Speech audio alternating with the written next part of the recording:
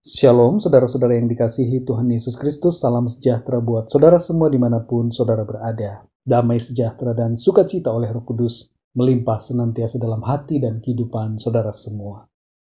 Renungan pada saat ini berjudul, Bekerja adalah sebuah pelayanan. Dalam Kolose 3 ayat 23 tertulis, apapun juga yang kamu perbuat, perbuatlah dengan segenap hatimu, seperti untuk Tuhan dan bukan untuk manusia.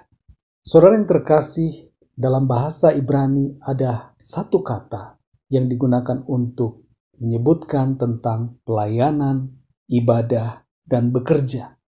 Satu kata yang sama digunakan untuk ketiga hal ini: ibadah, bekerja, dan juga melayani.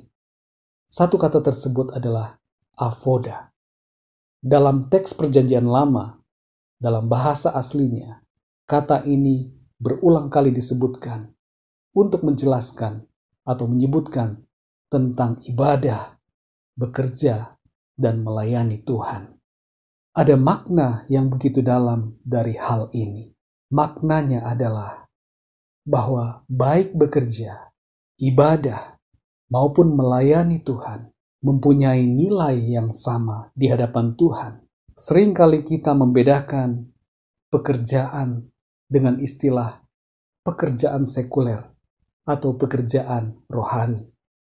Bekerja di gereja disebutkan sebagai sebuah pekerjaan yang rohani. Sedangkan pekerjaan di kantor seringkali disebutkan sebagai pekerjaan yang sekuler. Menjadi pemain musik di gereja seringkali disebut sebagai sebuah pelayanan, sedangkan bekerja di tempat yang lain dikategorikan sebagai bukan sebuah pelayanan. Hari ini kita kembali memaknai kata pelayanan, ibadah, dan pekerjaan secara benar. Apa sebenarnya bekerja? Apa sebenarnya ibadah? Apa sebenarnya melayani? Pada hakikatnya, segala sesuatu yang kita lakukan adalah sebuah pelayanan kepada Tuhan, apabila tujuannya untuk mempermuliakan nama Tuhan. Bekerja di gereja belum tentu adalah sebuah pelayanan, karena hal itu tergantung dari motivasinya. Saudara bisa bekerja di gereja secara full time, tapi bila hati saudara tidak untuk Tuhan, maka itu bukanlah sebuah pelayanan. Sebaliknya, saudara bisa bekerja di kantor, tapi hati saudara sepenuhnya untuk Tuhan, dan apa yang saudara lakukan dengan segenap hati ditujukan untuk mempermuliakan nama Tuhan, maka itu adalah sebuah pelayanan.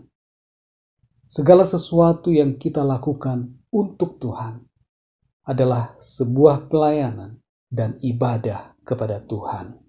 Ayat dalam Kolose tadi mengingatkan kepada kita, apapun juga yang kita perbuat, perbuatlah itu dengan segenap hati kita untuk Tuhan. Inilah, saudara, hakikat pelayanan yang sejati.